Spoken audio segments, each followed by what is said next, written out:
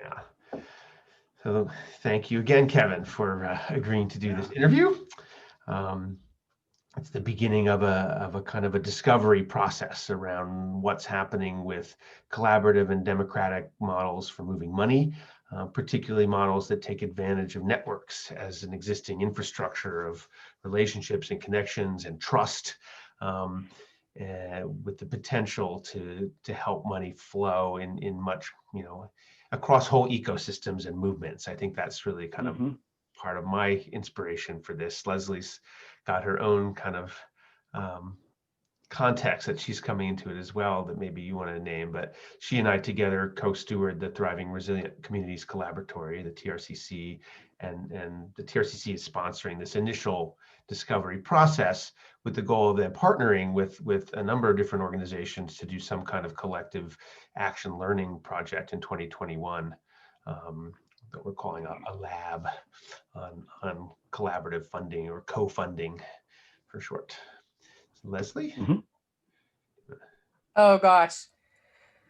I think all I would add is that maybe the flavor that I'm coming at, particularly within the San Francisco Bay region where I live, is that I'm passionate about blended capital that's community controlled, public-private people partnerships, and just can't even imagine how to do that.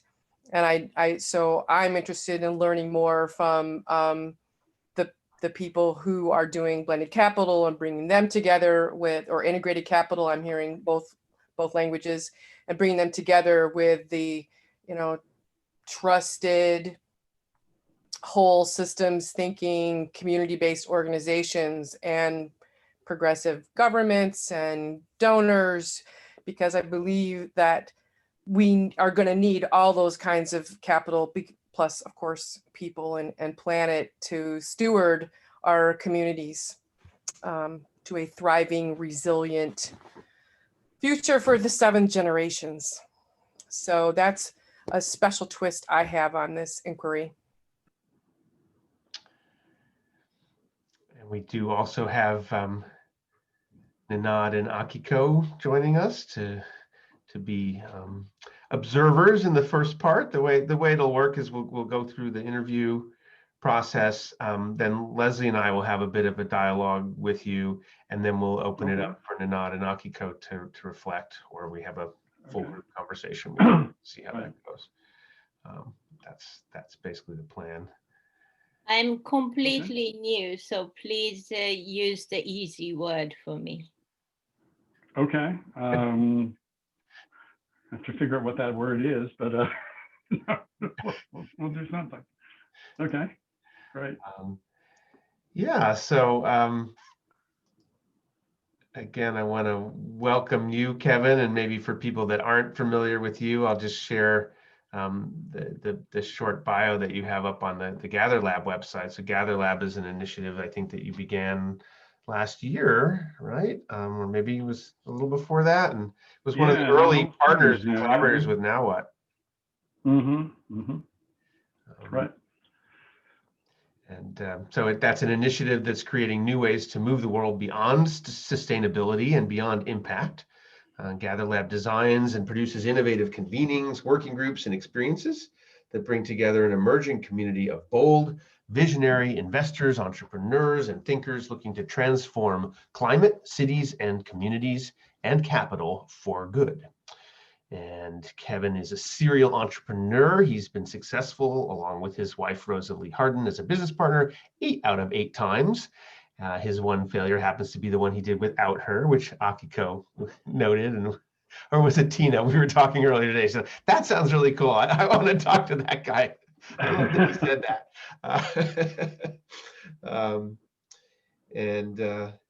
Yeah, it was more than correlation. I think that was my basic conclusion. That would make some sense. So Kevin co-created Socap, the world's largest impact investing and social enterprise gathering, and he also led an unsuccessful malaria project in Mozambique. He's a founding partner of Good Capital's Social Enterprise Expansion Fund, SEEF, which invested in fair trade and literacy, and that fund recently had the first successful exit from a wholly fair trade company, and he's interested in being part of an investment vehicle that will compensate the producers like the investors are compensated. He lives on a farm on a river with 2 dogs near Asheville, North Carolina. And you can find him on Twitter at Regenicon or at NeighborEcon. Is that right? Really, Kevin Doyle Jones is the operative one now. But anyway, yeah. Okay. I need to update that. Okay. Yeah. So welcome, Kevin. And Thank you. I think unless you have some questions, we can just dive right in. Sure. Maybe what I'll do is I'll spotlight you. Okay. I spotlight myself too.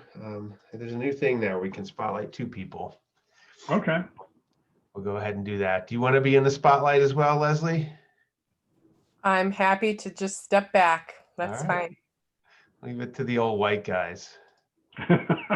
Maybe Let I us shouldn't explain to then. you. But maybe I'll be Rosalie in this room Yeah. and step up there with y'all then. Yeah. We can do that. Good point. Okay, great. Good point. All right, here we go. We got 3 of us now. Okay. Although I think at some point when you're answering, we'll probably remove the spotlights for me and Leslie. Anyway. Tina just okay. joined. Yes. Welcome, Tina. We're just getting started with the interview. Thank you. Yeah, so it's the interview's got 4 parts actually. So we'll probably figure, 5 to 10 minutes for each one. We probably want to wrap the whole thing up in about a half an hour, 45 minutes max, so that we have time for the conversations afterwards. Just Okay. some perspective on it. So the first part begins with a story, a short story of something very specific that you can tell us about that was a really positive experience. And ideally, it's one that relates directly to our theme of inquiry. So if you've got a story that's specifically about collaborative or democratic funding that was highly successful and valuable, ideally even using a network to do that kind of co-funding work, that would be great. If you don't have something that's that directly on point, there's some other options that could be about how a network created value in some other way besides moving money, particularly at the grassroots or community level, or it could be a story about an innovative way to use philanthropic or investment capital more generally. So just let you. Okay. Well, interesting. I could talk about things I've done that worked, but I'm doing stuff that is new that hasn't been tried in exactly the way I'm doing it. So I'll probably talk about why I'm doing this new stuff. Well, you If could that's if you okay. want. I mean, but actually, even if it doesn't have to be something that's current in your work for this, we really do want a story of something particular that was highly successful, ideally, to start things off, even if it was 10 years ago. Okay, well, sure. 2 things, I guess. I'll talk about the 2 origin stories of Socap are kind of relevant, I think, in a way. Yeah. We were doing one of the first of what are now called impact funds. At the time, it was called a social venture fund.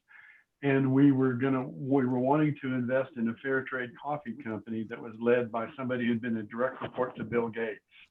And so we got in Bill's office and he stood up at 16 seconds and said, "Stop, I can't be around this idea." He says, "Let me explain." He said, "I have 2 pockets. I have one pocket I want to put all the money in the world in. And then I have another smaller pocket I want to put some other money in that does good. And if you say there's a link between those 2, you have to leave." And we got kicked out of 2 other billionaires' offices with that same thing. They could not be around the story. They acted like it hurt them. Some of them acted like they hurt around the vagus nerve. Some hurt their head, but they couldn't be around it. Everybody else gave us 3 or 4 minutes to kick us out, but it was an idea they didn't want to hear, because at the time the dominant thinking was Milton Friedman type thinking. That is, I invest for return and I give for good. And we were saying, no, you can invest for good. You can invest with the goals of philanthropy. And so because they couldn't be around the concept, we built a conference to show them that it was being done. And we tried to avoid the rigorous metrics that were kind of dominant at the time. And there were also fights about definitions. And in all early markets, there's fights about definitions, and they have to grow beyond the true believers who do those things. And so Socap was purposely written as a story to be real and big and growing and more going on than you could keep up with. So we wanted people to feel like they were drinking from a fire hose, to think that there was the sense of abundance, so they wouldn't get down and try to define it and kill it. Early markets need to grow. And the other thing we had was the other convenings at the time wanted to have the right people in the room. And there's kind of an interesting story around that. There were two groups trying to do meetings. One was convened by a group called Tides, and the other was convened by the Aspen Institute. And they weren't talking to each other. And I was just getting credible enough to be in those rooms. They want to make sure tech cash outs are not bullies. And so I was behaving well enough to be invited. And I said, look, let me do a conversation map about what they're saying and what you're saying, because you're using different terms and no one quite knows how to call this. Like we're talking today, conscious capitalism or whatever, yada, yada. And so they said, oh, that's great. And then they said, there's 10 minutes. And then they said, there's no time. And they said, well, don't you want to know what the people who are not in the room are saying? And they said, no, we think we have the right people in the room. So I realized they're spectacularly wrong. They'd gone to good schools. They'd grown up going on the business class flights and realized that they were in a special class. And that markets are built where you find places where the barbarians and the Byzantine meet together and exchange multicultural value. So our premise was that we would find the valuable strangers that they wouldn't see and help them learn how to become unlikely allies. At that point early on, it was the development agencies who didn't quite understand the concept of entrepreneurship, and the foundations who wanted to think, can they move their money in that way? And then there were all these angel investors who were trying to say, can I actually invest for good, beyond just solar or whatever? And so there were all these valuable strangers that we had to kind of smooth the path. We had to make little red carpets for all these people, kind of like, we were the oasis between caravans. Everybody came out of their tents and they met with us, whereas everybody else wanted the right people in the room. And there's still, a lot of those groups are still doing small groups of silos, and they haven't gotten the definitions all agreed upon yet. I think if you try to define a movement, you'll kill it, and that's happened before. We wanted it to be real and big and growing, and so we had to kind of act like it was before it was true. We had to act as if it were true, and so that worked, and it became bigger than everybody. We started from actually we had about 100 people registered, and we were kind of scared, and I was going to lose $40,000, and what would happen. And Lehman Brothers went under. This was the heart of 2008. And we suddenly became a flight to hope. And we had 600 people within like 2 weeks. Wow. And there was a hunger for, this is a market started by a moral hunger.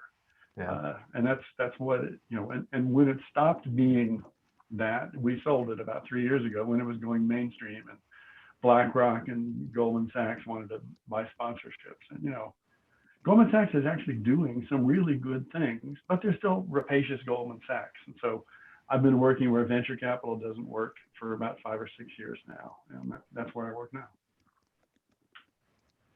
Beautiful. Wow. So Bill Gates never came around, right?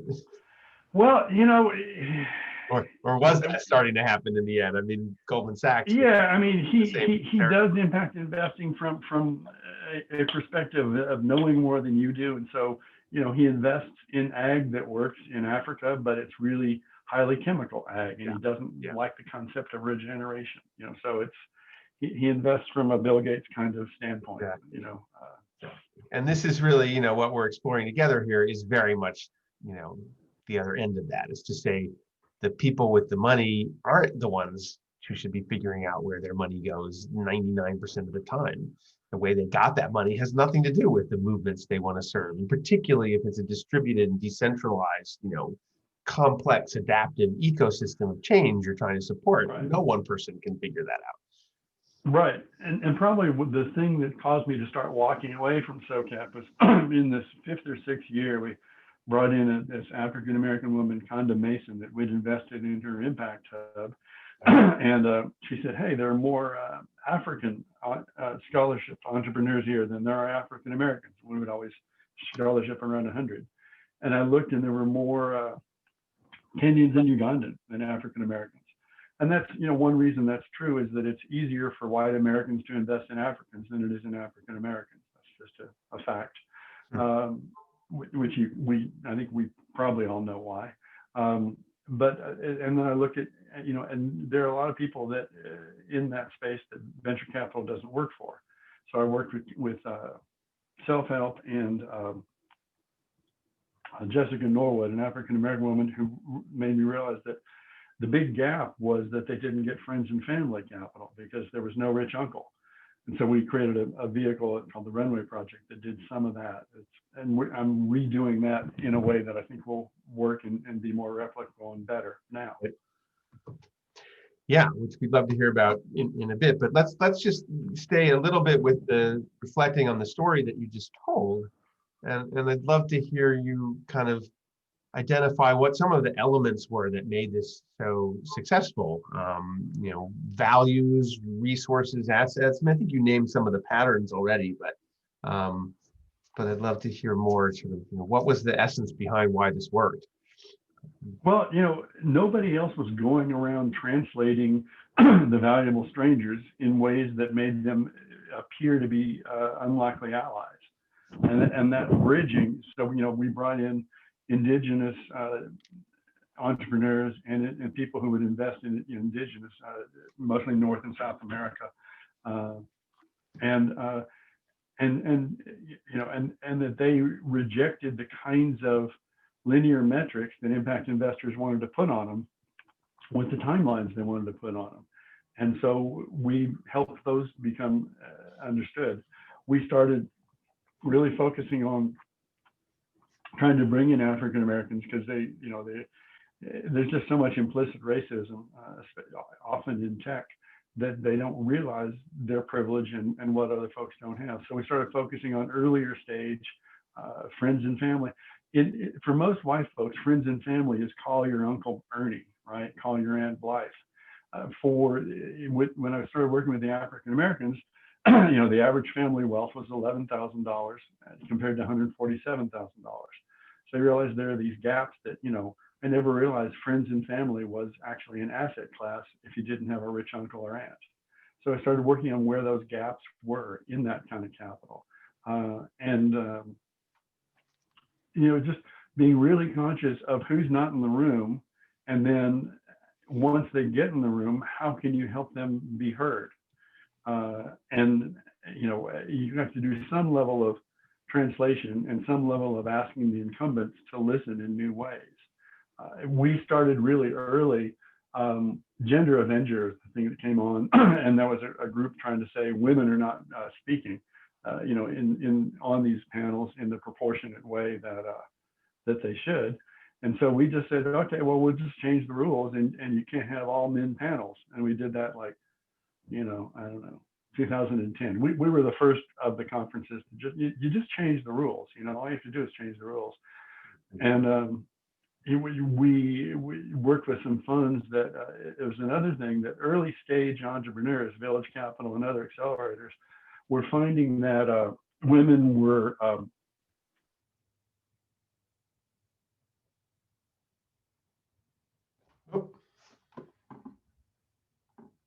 Kevin, we lost your audio for a sec. Bluetooth is the most widely distributed technology that doesn't work. So anyway, they were all the reports were saying that female entrepreneurs in early stage deals were outperforming in the first 6 months by revenue and by the addition of FTEs, full-time equivalent employees. And so I worked with the fund and said, well, let's just, increase our return and fiduciary responsibility by giving, but they were 40% less likely to get funded because they didn't present in ways that guys understood. And I would be on these pitch things, and like you would ask a male entrepreneur a question around a problem, and they would strut and stand and tell the story and make you think there wasn't a problem. And if you were talking to a female entrepreneur, they would say, well, that's an interesting thing, and this is one way we're looking at, but we're looking at another way. And so they weren't being seamlessly confident. And so we said, well, that's this weird bias in the head of the investor. I was a judge for Village Capital and others. And so we said, well, we need to institute a 10% add-on score to increase our return. You know, we were being fiduciarily responsible to set up on a 100-point scale, we would add 10 points because we knew that and women were doing the same thing too. You know, there were women on the advisory or judging boards, and they were not judging women. You know, they were still 40% less likely. So you know, you change some of those rules, and that rule didn't get adopted by anybody else. They just said you can't set up a rule. I said, well, like if you're 15% more likely to succeed by backing a female early stage entrepreneur, and you're 40% less likely to pick her, you're the problem. And you know, the people who were judges of capital said, we are not the problem. You know, there's systemic things, but it's not in us. I was like, okay, whatever. So but we did that with a fund that's been successful, that we invested in the general partnership of. So, you know, you have to change some of those rules. The other thing around working with a mortar, an African-American accelerator, and we helped them raise about $3.5 million in capital. They're first-time non-college entrepreneurs, mostly female, going from like a kitchen to a storefront based in Cincinnati. Another way we realized the problem is that they would get a lot of people who wanted to be mentors to them, but they would come in like, you know, they were getting a lot of these SCORE executives, which were retired corporate folks, and they set up this whole curriculum that they called it culturally appropriate technical assistance, because, you know, somebody with an MBA and 20 years in corporate or 30 years does not know how to listen to a first-time non-college African-American entrepreneur. So the culturally appropriate technical assistance means you had to teach them how to listen in ways that they had to culturally unpack, and that the folks had problems that the folks who were retired corporate execs didn't understand. And so you know, you have to, well-meaning white folks who want to help are often a real problem. And it's so we had to work on some curriculum about, you know, before you can help, you need to learn, you know, some multicultural training, some way to, when they say this is what they mean, kind of things. And so, you know, there was just all part of the thing of creating these, because they were still valuable strangers, but they needed to change the way they thought about things, their implicit bias, before they could become unlikely allies. So it's that kind of thing is where some of the best of Socap has grown. We were also at the conference at the intersection of money and meaning, and since we've left, they still keep that slogan, but they don't really have any meaning panels. It's just, you know, it's just it's where they are. Leslie, did you want to chime in? My first thought, was who does then? You know, but that takes us away from the flow here. Well, that's certainly, flow. Yeah, but it's an interesting observation that the meaning part, you know, has just become a tagline. But it's baked into the culture, and that's one of the reasons why it stays big, is that they're still looking for who's different and who's not in the room. They do that really well. You know, we did a decade of that, and now they're in their 14th year, and that's become, you know, their method of sourcing is not just to see what's new from Stanford or Harvard or MIT or whatever. I mean, the theme I'm hearing, one of them across all of what you're saying, is the challenges of having to adapt the whole funding process to the biases and the language and the thought processes of the people controlling the money. The people advising on how you talk to those people also, right? I mean, like the SCORE executives. And so the, you know, part of the vision of this work is to say, well, you know, maybe the problem is those people shouldn't be the ones making the decision. Yes, they've got the money, but if they can be, you know, are there some, well, we already know there are some, in fact, connected to the threshold used to be part of TIDES. That was a big funder of our collaborative grant making process. And, you know, we had a group of philanthropists who were willing to give up control, have a seat at the table, but say, actually the people doing the work, or the people who are directly connected to the people doing work, they have a better idea of what we should fund than we do. Let's give them the power and yeah, have a seat at the table to have a voice, but not be in charge.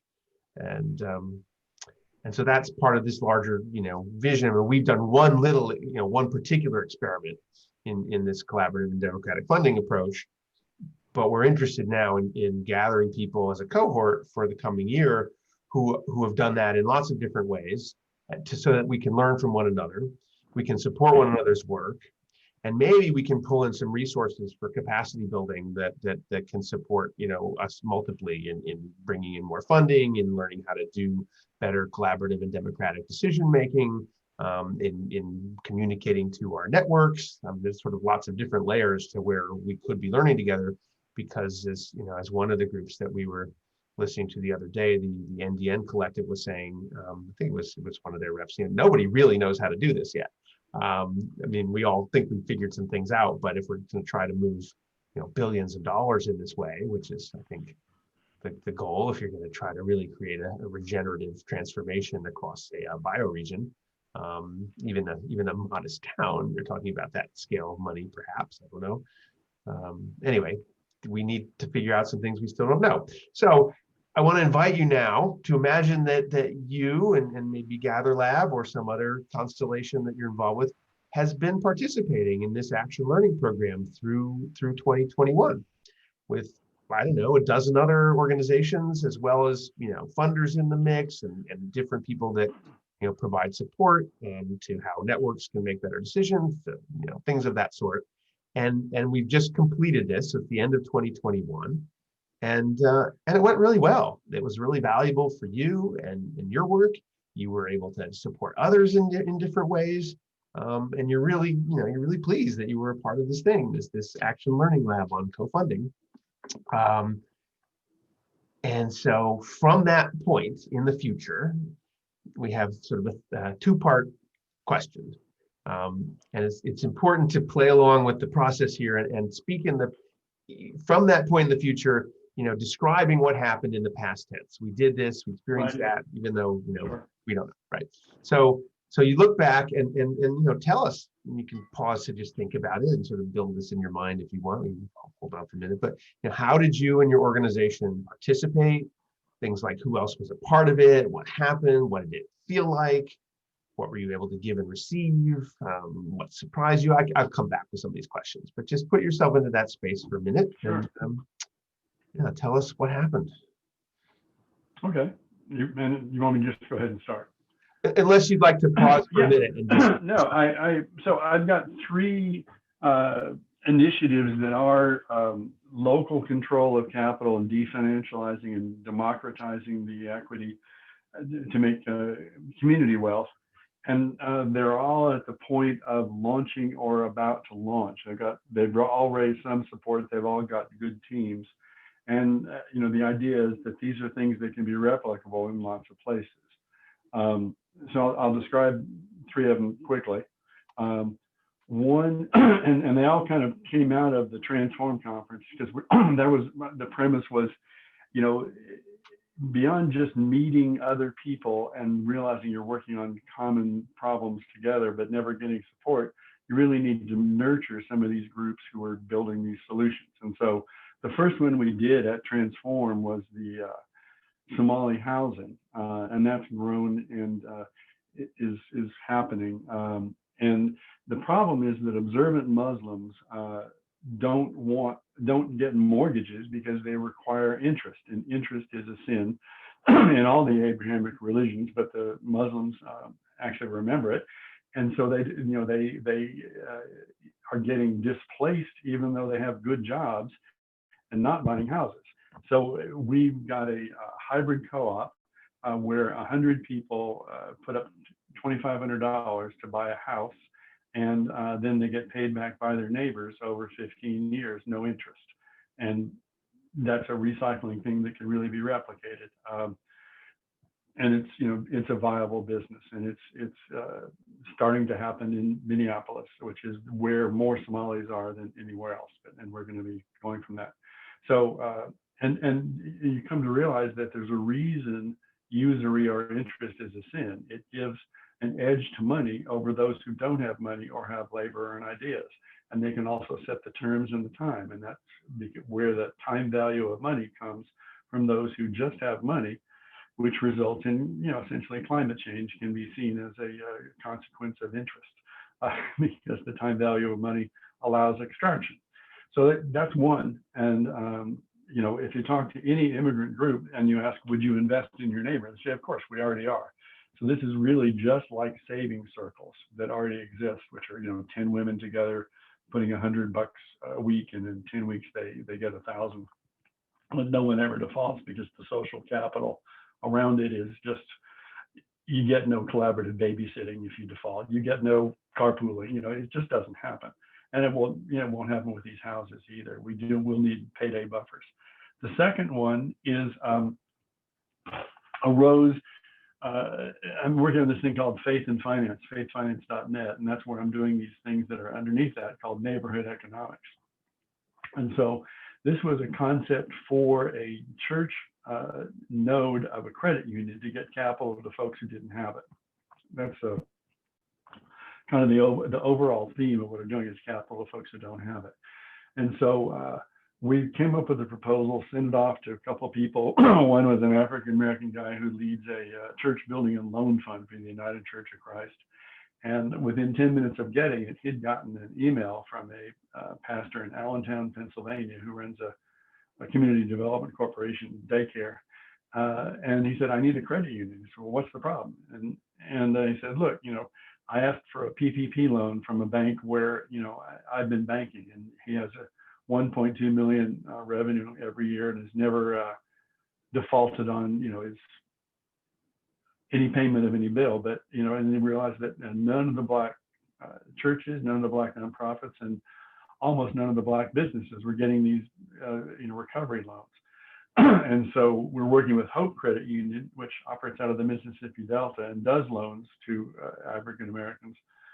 They work in Jackson, Mississippi, and Tougaloo College, a 120-year-old HBCU, didn't get a PPP loan from the local banks, but they did get one from Hope. And so we're setting up that first node, and then we're going after actually payday loans, which are the easiest to do if you don't have a full operation, which are the things where you go for an emergency hospital bill or an emergency housing bill, a hole in your floor, a hole in your roof, or a car repair, or a trip to your mother's deathbed, those sorts of things, $500 to $2,500 loans. And they've been failing historically at 2.5%. And during COVID, they said, we need a guarantee of 5% because, poor folks are poorer now. And so some of the affluent white churches can stand those as guarantees and also get a deduction on that 5%. So we're discovering that businesses are having no problem banking Black, and we've got a couple $1 million in who are just moving their cash deposits there to do the deposits because there's, they're insured just like a white bank, and so they're, they're putting the money in, and they're not, and then you need philanthropy for the guarantee or loan loss. And then we're trying to raise some philanthropy around the operations, both in Allentown and for us to build the network. So church credit union network based in Black churches, linking Black and white churches so that, racial and class barriers are removed. One of the things that you can see in the US is that the most racist people have almost no contact with people of color. So we want to build relationships that then tell new stories in these white trust circles of churches, Sunday school classes, and we'll move out from there, but that's where we're starting. And the third one, and I can stop, but it is really kind of interesting. We did the Runway Project 4 years ago or so with self-help, and it's friends and family capital for entrepreneurs that don't have a rich uncle. But it was tied to a certificate of deposit, and we made it act like equity. Well, we discovered there's this odd vehicle called a pooled income fund. And it's a vehicle for what's called planned giving, which means you try to sell rich people on it. And Stanford is the one that really piloted it really well, and Harvard does it too. And these planned giving funds, you give, you get a deduction, you get your capital gains forgiven, and you also get money back. I mean, the tax law is really built for the rich. But it turns out in the planned giving fund, for those who know, it's similar to a charitable or major trust. You don't have to give out a designated percentage every year, and you can have people come in as low as $100. So we're setting it up in Asheville, led by Stephanie Stepson Twitty, an African-American woman I've been working with for a few years, who's got a community development corporation. And it'll be friends and family funding for entrepreneurs who aren't ready for debt. And nobody wants debt now, if they have any sense, because they don't know when their customers are coming back. And they don't know when their suppliers' customers are coming back. So this is, it'll be an equity injection in a business. And then in 2 years, they'll start paying you a revenue percentage until it's paid off. But when you put your money in, you get three things. You get a deduction. Let's say you put in $10,000. Then you get essentially, $3,000 off your taxes. If you have capital gains around that, if you sold a business, sold some stock, you get all the capital gains forgiveness, 100% forgiveness, and you get a lifetime income from those.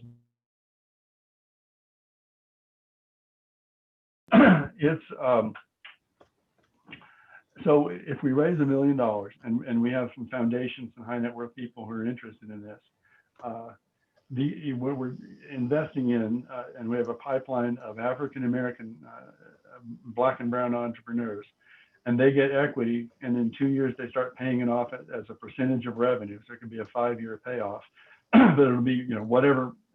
But what they will pay is 150% of the money we give them. So there's a cafe that'll be our first Wi-Fi cafe, co-working, and we're looking at $30,000. They'll pay off $45,000. The fund gets the $30,000 to reinvest. The donors get $15,000, and so you get 50% of your money back. And then we take out a 10% management fee. I don't want to get too geeky, but then we put out that 90 cents again, and the donors get 50% above the return of the capital. So we get 90 cents back on the dollar. They get 45 cents back on the dollar. And we have a guarantee that keeps the fund whole, but there's a historical loss rate of about 15% on this sort of loan. So it really is going to be that rather than 50%, they'll probably get about 35 cents on the dollar back, but they'll keep getting 35 cents as we wind the fund down. And by the second time, we think we should be able to raise a larger fund once we prove the model works. That'll be commingling. And so those new investors, so you'll get a 30% deduction. And then, over the life of by the fund turning around 3 times, you'll get 100% of your money back, essentially, and a little bit more. Fascinating. So, and we think that's going to be really easy to do because one, high net worth people will do it, but then people who believe in their community will do it, and they're patiently investing in their community, and people who, and then by the time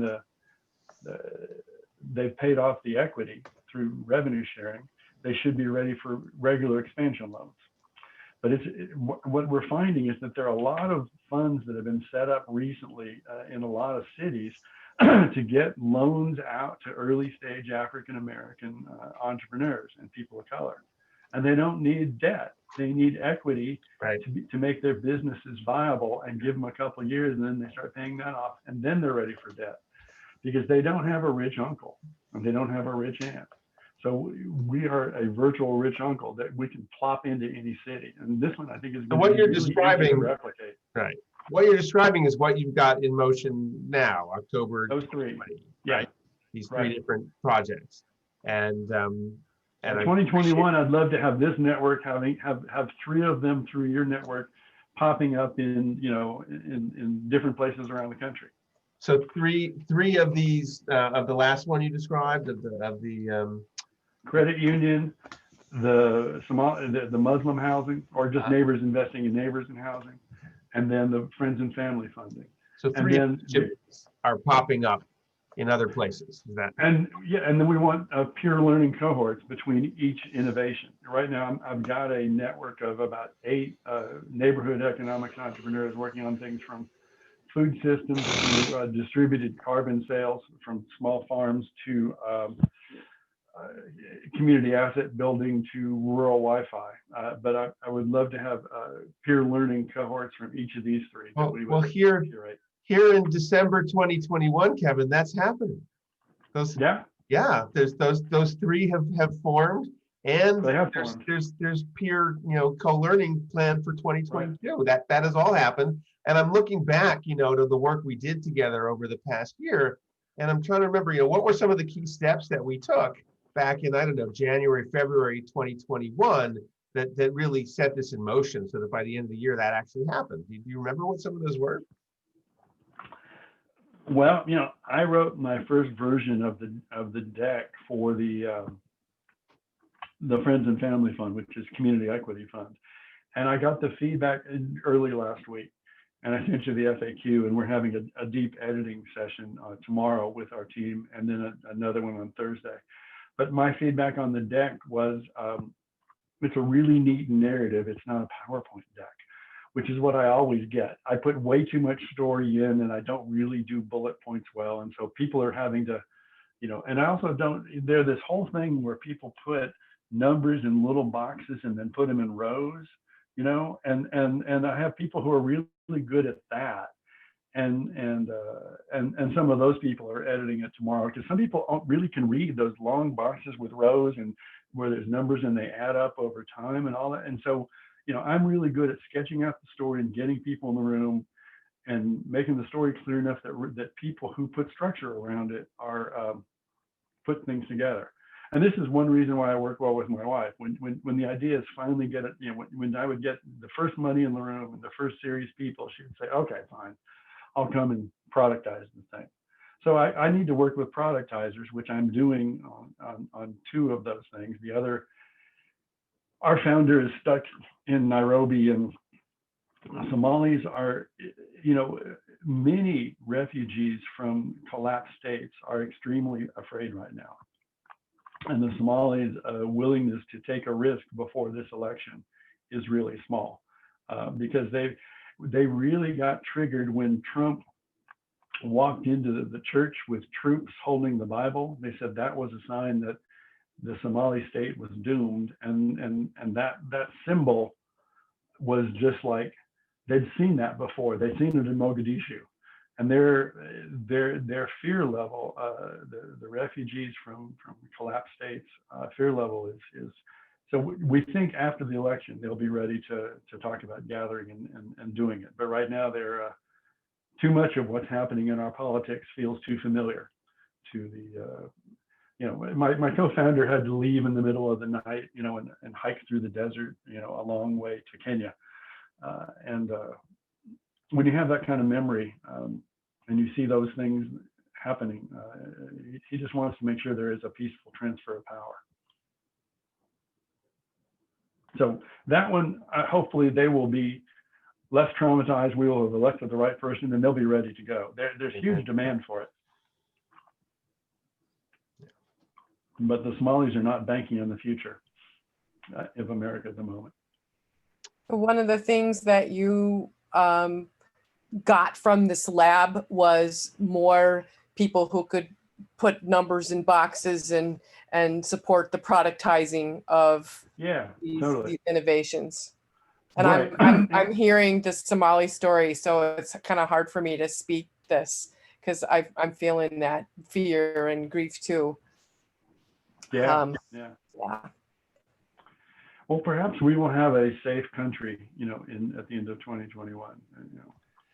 Yeah. Yes. Well, that the last part of the interview is to ask if you have 3 wishes right now in order to support the success of your work, and maybe one of them is that we have a peaceful transition to a more humane. Yeah, I think the ability of the Somalis to put money out over time, betting on the future of property in the U.S. is dependent on a peaceful transfer of power.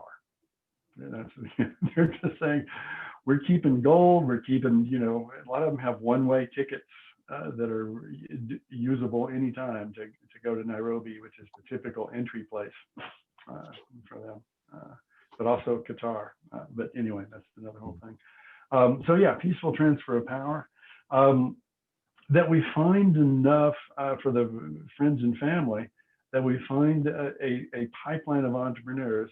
So I think we have a really great replicable funding mechanism, and we don't have a mechanism for preparing and finding that pipeline, and so of potential entrepreneurs. And so outside of the fund, we need to be investing in the capacity of the businesses, and we think that we can actually become a real magnet for regional Black and brown entrepreneurs by having this kind of capital, because they all know this is the kind of capital that they don't have. And when you talk about friends and family funding for entrepreneurs, they don't have a rich uncle. They're like, yeah, that's me, you know. So I think so.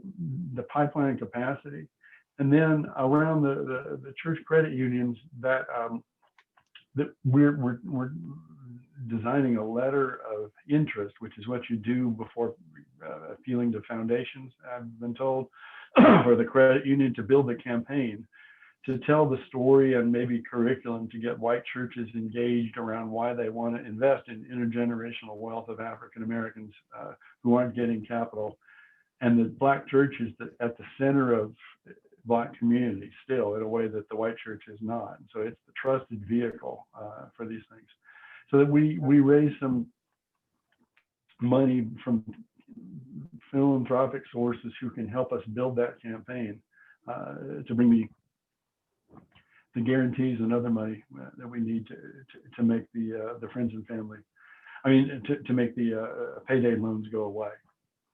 And payday loans, you know, can be like 200%. And then we're also working with folks who are unbanked because they've had bad credit and things. And so they have to do things like every time they pay a mobile phone bill, they have to get a $7 money order. The same thing with rent.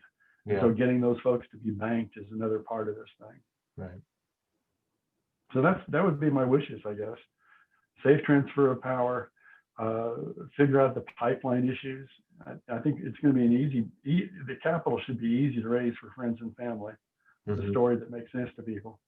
And then the story that can, you know, part of the hook of the church credit union is that we can break down racial and class barriers between people of faith easier than we can outside of that network. Mm-hmm. Mm-hmm. Mm-hmm. Thank you so much. Well, there you go. A little mini version of the Socap fire hose, maybe. So, well, all three things are about local control of capital, definancialization of capital, and that intergenerational wealth is going to be held more by folks who don't have it now by creating these new vehicles. Right. So now we'll move into a little conversation with the three of us, and then hear give the other folks listening a chance to share some of their reflections. Great. Leslie, I'm kind of thinking you might have some things to say about. I'm just sort of curious how this stimulated and inspired you with the thinking you've got going in terms of the Silicon Valley work and the broader Northern California region work.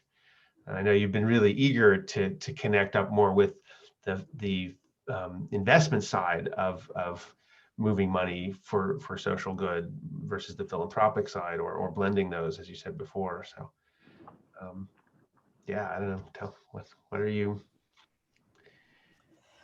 Well, you're right. I'm just like buzzing with energy. And I'll say right now, Kevin, I mean, I love all three of these initiatives that you have going.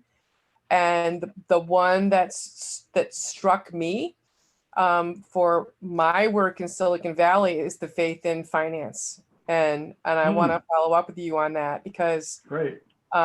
That's my anchor in Silicon Valley right now.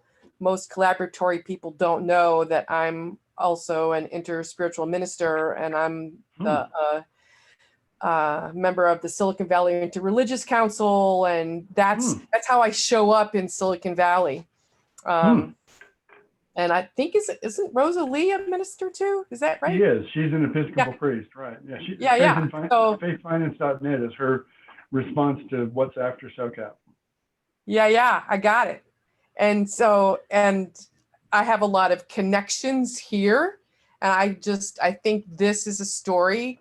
I've wanted to have something specific to be like pilots that are specifically real, that people can get their minds around in terms of starting to invest in and shift here in Silicon Valley. And I think that this is a really good one here. Of course, there's other ones too, but that's the one that struck me. So That's great. yeah. Yeah, we And did. I Around guess 15 to 20% of the folks at Socap who were impact investors were motivated by their faith or spirituality, but Yep. there was no place for them to really be out about it because there were so many, materialists who didn't want to hear it. So Yep. we would have little sessions off to the side. I'll tell you, and actually the co-founder of or instigator, at least birth mama of that funding circle at Threshold that has funded the Thriving Resilient Communities Collaboratory project, council and collaborative process for the last N years. And the vast majority of the people in that circle have a spiritual practice that we had recognized was a bond between us that we didn't, and it was kind of undercover for us for a while. So Right. that's why I'm naming it right now, because I'm bringing it in. So I guess my question to you, who've been a pioneer in these, undefined, ambiguous capital places for a long time is, given where we are right now in this next, we're saying that the collaboratory has been through, 2 phases of evolution, and this is the beginning of the third, which is why we're really opening up to hear community wisdom and see what wants to be called for next. And I'm curious how you found how you funded, what were the resources, who were the people that you needed to work with that made so early days of Socap or your work successful? Well, that's interesting. One of the things Rosalind and I have done is we built 3 multi-million-dollar businesses with less than 10,000 capital on each one of them. Socap was bootstrapped, and we found a sponsor who bought the vision early. 2 others, we just put up $10,000 and built the businesses, the Mississippi Business Journal and an earlier thing called Net Market Makers. And I would go find the 10,000 from, one time it came from us, and another time I sold a customer on a $10,000 project. The thing that I've done well is know when something is early, but it's going to be big. I've also, with my failure, I was early and it was too early. And I can go into it. The thing I was building would have worked with a browser, but there wasn't a browser. So, being good at being early can just mean that you fail. And so I look at, the anthropology around, let me tell the story of that failure, and that may be illustrative. I was in Mississippi. A lot of my business career was in Mississippi till '96, and Rosalie wanted to go to seminary out in Berkeley. And but in the '90s, I had the Mississippi Business Journal. I was on TV on a dozen stations, and I was on 35 radio stations and whatever. One of the reasons I got out of there was I couldn't be that guy anymore. But anyway, the State Bar Association wanted something that was similar to what the bar in New Mexico had. And they had a thing where they could tell how a corporation was styled, which means you have to send it to not how it's doing business, but the actual legal name. And they did it online through a bulletin board system. And in Mississippi and every other state, you had to do something like send a fax to a person who would run to the Secretary of State, go find out the official name so you could send a lawyer type document to it and then fax it out. So, well, that was repugnant. I needed digital connection both places. And so I got access to actually every state government mainframe. I mean, you know, DMV, insurance, car dealers, you know, I had a lot of social capital at the time. And I sold all the head of the Auto Dealers Association, the insurance folks, about they wanted this product, the Bar Association, they wanted this product, and they wanted Supreme Court opinions, et cetera. And so I sold all the white guys in charge, and in one case, the tall African American was in charge. And then I realized you couldn't do it because there was one data alarm coming in to every car dealership, every insurance company, every law firm. And there was a steel gray-haired non-college female who'd risen up from the typing pool to be the woman in the law firm who was on Westlaw support, which is how you research things, and on WordPerfect, which had all the word processing. And the same was true in all the other things. There was a single line, and that they made maybe $10 an hour if they're doing good, and someone $300 an hour couldn't get her off that line. And so in 3 or 4 years, when there was a browser and there was connections, we could get our product to the customer. We just got to the loading dock. And so that business failed. Actually, I was able to sell it and not have a loss, but it turned into a terrible business. And they used workers' comp filings that could be done overnight. And they became the largest pre-employment screening company, which means, and they went to the 2 industries that had the highest turnover in the country, which was trucking and office cleaning. And you couldn't search for someone who had filed for workers' compensation, but you could search for workers' comp fraud. But if you found someone who had filed for workers' comp, they put the hammer down and they would never be hired. So it became a way to use the information to crush the weakest. And you know, it's obviously a failure. I lost time on it. I didn't lose any money, but that failure was I didn't realize where the power lay.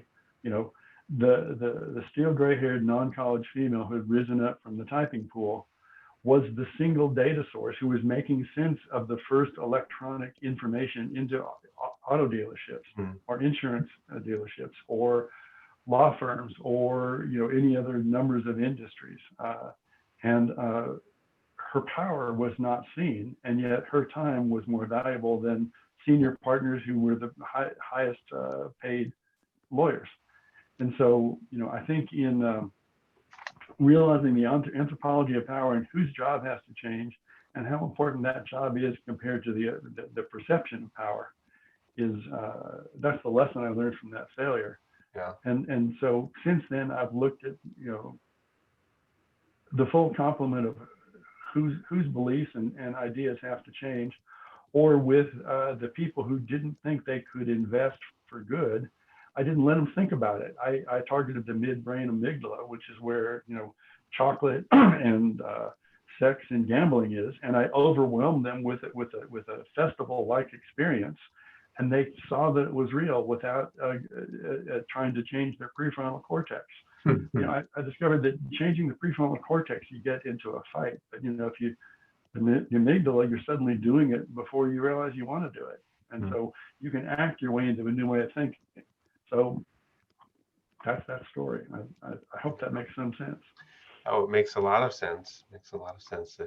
The steel, that, you know, the woman controlling the data, who wasn't, you know, the marquee player in the law firm, also reminds me a bit of some of, you know, how you describe, you know, bringing in strangers, bringing in unlikely people, right? That the value for the new work we want to do, you know, and the people that have the either in positions of power or control, or have ideas or have energy, you know, are not necessarily going to look at all like, you know, the people that have been in charge of money in the past. And so I love that aspect of your story, as well as the notion that you were creating this space between all these different siloed conversations and initiatives, which also feels to me very much like the kind of ecosystem level thinking that we're inspired by here. And the other thing I really loved was your conclusion that while on the one hand there was this problem that these groups were using different language and so they couldn't really understand what each one was saying, you described doing a conversation map, but you also said, you know, squishing it all into one framework with one set of definitions would kill it. And so that was never the purpose. It was more kind of just some translating and getting some flow of ideas to go across these barriers of language. And that seems just like a really powerful pattern. Yeah, so few people use a Rosetta Stone as a model. You know, they use standardization. You know, when somebody says standardization, it's like, oh, damn, they want to be in charge. You know? But, you know, Rosetta Stone's just like, you know, you can still speak Akkadian and you can still speak, you know, Sanskrit or whatever. What's the word? You can find Rosetta? Rosetta Stone. Oh, Rosetta Stone. Yes, of course, of course. Yeah. Yes. I mean, and the thing about neat about the Rosetta Stones is there were 3 or 4 languages there. Right. It wasn't just English to French. It was all these things, and you know, so you find a meaning in the middle of those I things. think it was Egyptian, Aramaic, and Greek, maybe. I think so. I think there was, you know, maybe it could be just those 3. Yeah. The reason that the Thriving Resilient Communities Collaboratory has such a long name was because we spent time trying to see if there was one word, and there wasn't. Thriving was kind of a carrot to some people and a stick to Right. others. Resilience was a carrot to different people and a stick to others. So we kept both, trying to be more holistic. And when we talk about any concept, we're always bringing in this one word is shorthand for, you know, 6 or 7 or 8 other words that we name right there. Yeah. So that's a Well, practice. you know, that- Kevin talked Socap about was- timing, you know, and being just the right amount of early. And I think with Thriving and Resilience, Leslie, you know, that was 2012 that you know, collectively came up with that name. So I think you were catching the wave at a good time. It's certainly now, you know, we hear that all the time. Well, Socap was heretical to 2 different groups intentionally, right? So we were social capital, which is like bowling alone, all that stuff, and added the word market. And then we were capital market and added the word social. And so we wanted both sides to be uncomfortable, but find a place in the middle. I mean, we were creating a liminal space that they said could not exist. You know, It's a shamanic task. It was, you know, it was essentially a shamanic task to say this land exists. Wow. That got me. Yes. Whoa. Okay. I'm empowered now. So yeah, Give Leslie a shamanic task and she gets there excited. you go. That's true. It's the truth. Well, you just helped me recognize that that's what this is. That's why this is so much beyond consciousness. This and just kind of helped me connect the dots about that. Whoa, I got tears in my eyes. Whoa. Okay. So maybe this is a place to just pause for a second and let this settle in, and then invite Akiko, Nanad, and Tina if you'd like to step into the conversation. We'd love to hear some reflections from you about, you know, what you heard that was valuable, what you're taking away, what struck you in any direction. You know, it's a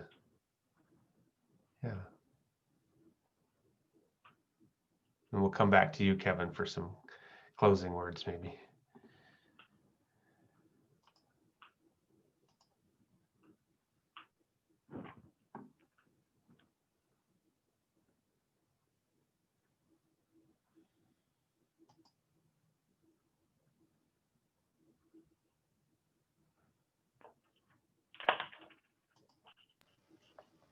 Looks like we go straight to closing words, huh?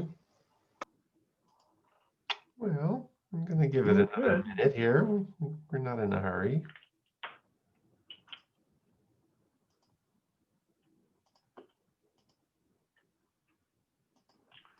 Well, I'd love to know how this I'm relates. just blown away. Oh, please, go ahead.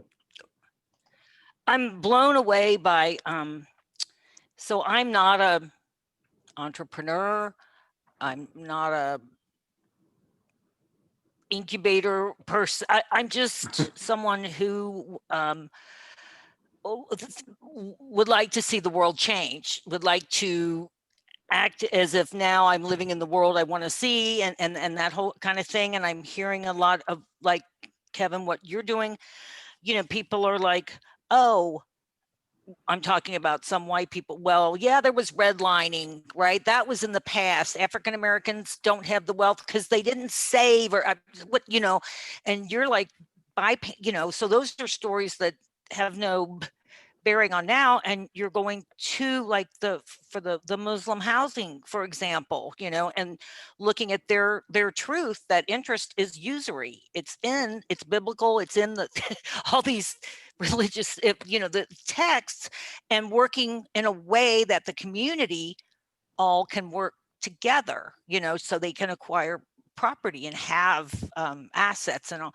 So I'm just blown away by the idea of, you had said something earlier, act as if, like, you would get in some of those rooms and these billionaires would go, and so as if we've already got this idea fleshed out, and maybe it isn't yet, but so that sort of fake it till you make it thing. I love that, because you're looking at the world that could be, not what is now. And I'm really, and I love the faith in finance, the idea that, I mean, you see the religions fighting with each other, right? Like, our God's better than your God, or go, Right. and you're just saying, y'all are saying the same thing, love your neighbor, etc. Let's make that visible in the world. And one way is with capital, and with generosity, so that's all my impressions, and I'm Well, really love it. Yeah, I mean, entrepreneurs are not burdened with a lot of allegiance to current reality. Yeah, because it's already been done, right? Whatever's Yeah, being done is, You have to believe something is real that people can't see yet, and then it becomes real, and then there's a whole problem when you have to detach from your ego once it becomes real. That's another whole problem, the second phase of the hero's burden. You have to detach. What was the? From your ego once it becomes real. You have to be larger than life until it becomes real. And then when you have somebody, paying the bills on QuickBooks, you have to find ways to not be that person, or you become a micromanaging, formerly visionary entrepreneur, which is a type you see out lots of places. Right. But yeah, you can't be, have too great an allegiance to current reality and be an entrepreneur. You have to be loyal to a future that you can see. I just am really, I love it. I love it. Thank you. And sometimes you're totally wrong, like I was with Mississippi Business Information. I mean, because I misread the anthropology in the room. I never look now, and when somebody tells me where the power is, I keep looking, because it turned out it wasn't where they pointed me. I almost went broke because I believed they said where the power was. Yeah, I imagine there's some of the one of my group best failures. thing. Yeah, there's this idea, well, the power's in this suit, this three-piece suit, attorney that, or whoever is the director, and you found out not so, in a way that working with what technology existed at the time, it sounds like, and you were just ahead of your time, like you said, browsers, when that came into place, but you were envisioning something that could be. Right. And yeah. This idea of being the entrepreneur, imagining a future that doesn't exist now, and therefore not being constrained by the current structures. It reminds me, Nanad, of some of what we were hearing in the Possible Futures gathering on Saturday about embracing uncertainty as our friend. There's some very powerful speaking towards that. The future, the fact that the future is uncertain is also terrifying to people, and it's causing us, many people to shut down. But in fact, if the alternative is that we know exactly what's going to happen, then we don't engage with the future from a generative place. I think that was part of the takeaway I got. Does that fit with how you heard the message, Nanad? Not to put you on the spot, but he helped organize this event on Saturday. That was a field trip. Well, I certainly agree that entrepreneurs are different types of people, even if they don't label themselves as entrepreneurs. Right. You're in that category, Nanad, right?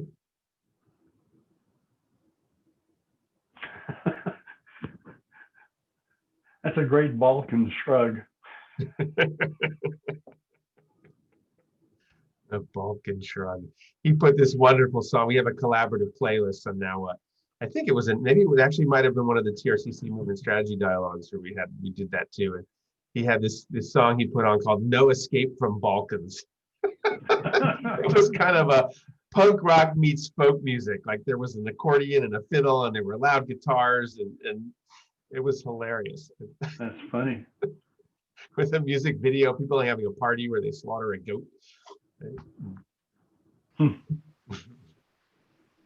I have another question for Kevin if Yeah.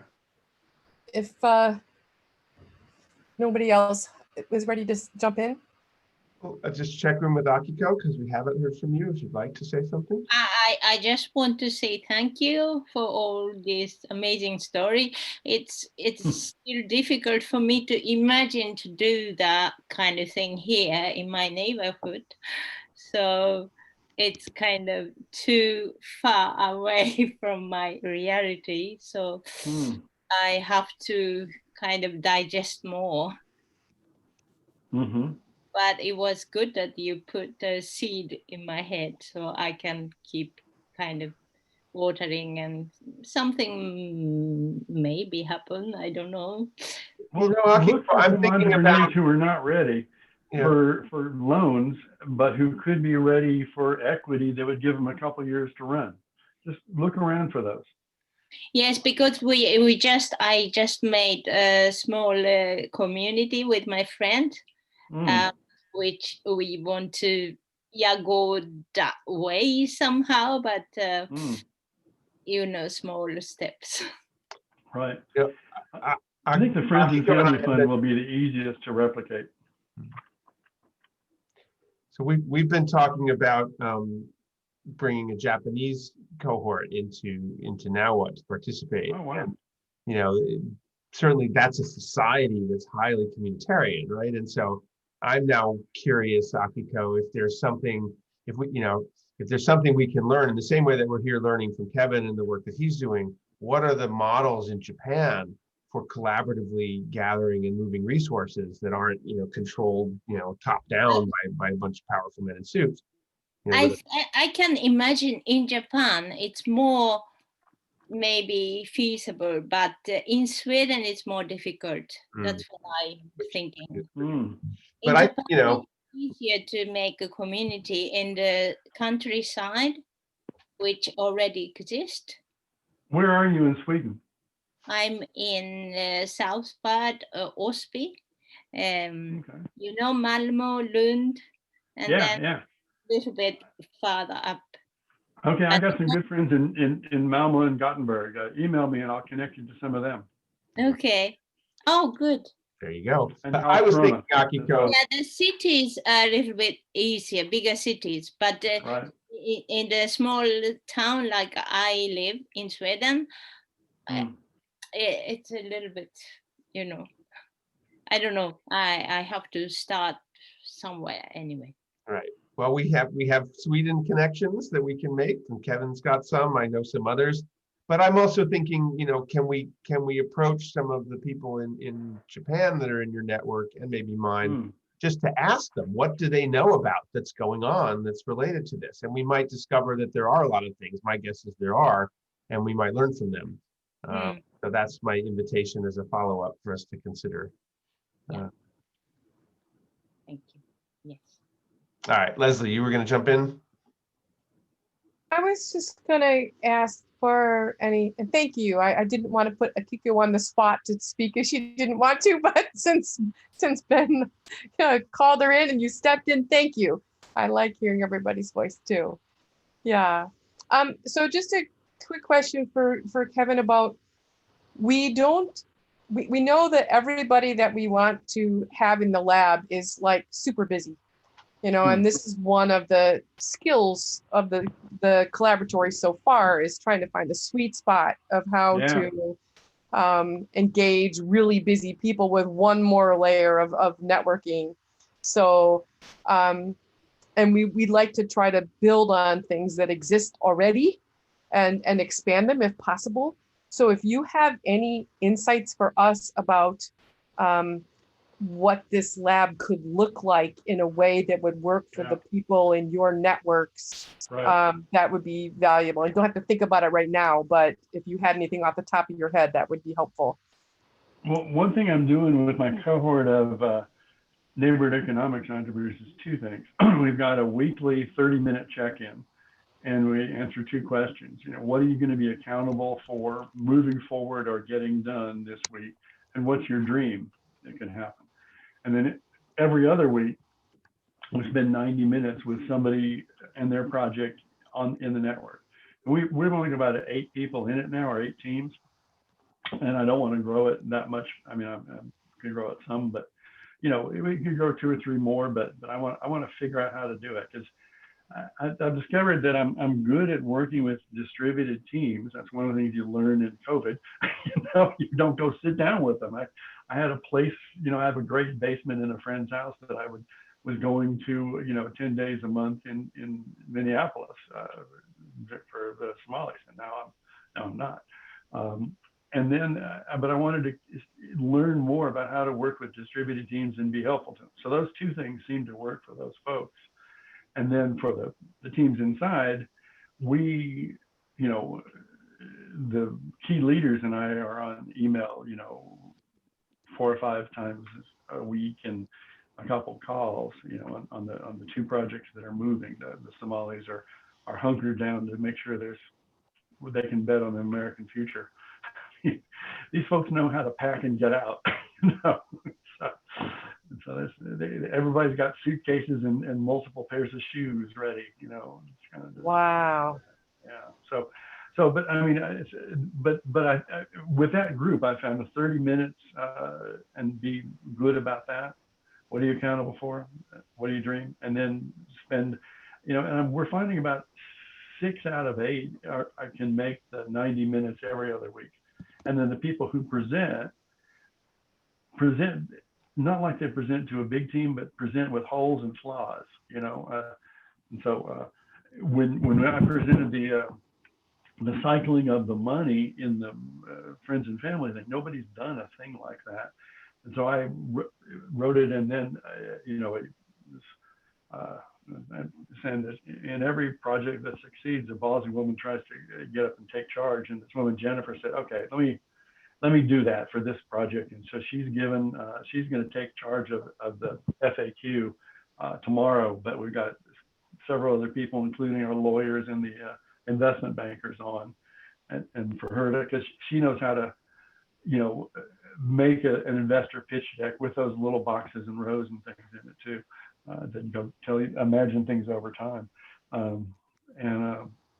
So that one, that team agreed, we'll give you another 90 minutes, in 4 days, but that doesn't happen often, but this one is at a real inflection point, and we're ready to, we have 2 foundations who are interested in 2 high net worth people. So we need to really get the deck into a way that it makes sense to linear thinking people. So that's an answer of what I'm doing. And if this lab could be, a regular check-in, accountability and dreams would be good. And then, maybe participation in somebody's, presentation with warts. I love it. Well, and I'm thinking, if you have a specific need like that, if each participant in the lab can identify something like that, we can commit to supporting that need being met, and through our collective resources in different ways. mean, what you're naming isn't rocket science, right? There's lots of people that know how Yeah. to do that and are good at it. And There is, yeah. Well, I want to honor the time here. Leslie, did you want to offer any last word before I mention a little bit more about the now what context, just to close? Love, love, love. Love before money, right? That's our Thank you motto? for asking me. You know, Yeah. this is I guess the first time I've told this story outside of our group. I think, and Stephanie and I are starting to do some more of these, but so Oh, no kidding. thank you. Well, you're welcome. I'm delighted to hear that. So yeah, we will put this video up on Well, I told the Somali story. I haven't told the other two. So, the other two, yeah. So we'll share it on the Now What YouTube channel, and then you can grab it and do stuff. If you want, I can give you the file too, if you want to download it and play with maybe it. you can just give me a link to it. That'd be great. So yeah, this is, we're sort of cross-pollinating with the Now What Global Gathering that also emerged in part through the work of the collaboratory and the movement strategy dialogues we used to do. And Now What, like the way you described Socap, is very much a space between different initiatives and networks and organizations and movements designed to create some of that, cross communication, breaking out of silos. It's also a gift economy. So one of the things that we've realized, and was part of the collaboratory's genesis too, is to say getting people together to talk and meet each other is valuable and maybe the most valuable thing we can do and learn from each other. And if we're also moving resources, including money, it adds a whole layer of context and relevance so that busy people might care. And that's part of Now What as well, is that we are moving resources. And so everyone who's registering is invited to say what the gifts are they're showing up with, what requests they want to make. And we're also trying to do a more consistent and visible job of asking people to consider making financial contributions. So it's all a gift. There's no fee to participate, but we do gather money through the open collective platform, or if it's a larger sum, we can avoid the fees associated with that and the Stripe credit card processing. So you can just send an email about that. But you go to the Now What website, nowwhat2020.com, and there's information about supporting the gift economy. And we're forming a circle this time around to really kind of do more of a job of energizing what's showing up, not just with the money, but all these other offers and requests. There's an opportunity to create this field of generosity here, and I'm excited to see how that goes. The last thing I'll say about the money is that it is collaboratively distributed. So there's a group of people who commit to being members of the Now What Collective. One of the purposes of that collective is to be the cohort that has authority over how that money goes, and anyone who's in the collective can request some of that money as well. And it's a pretty low bar to become part of the collective.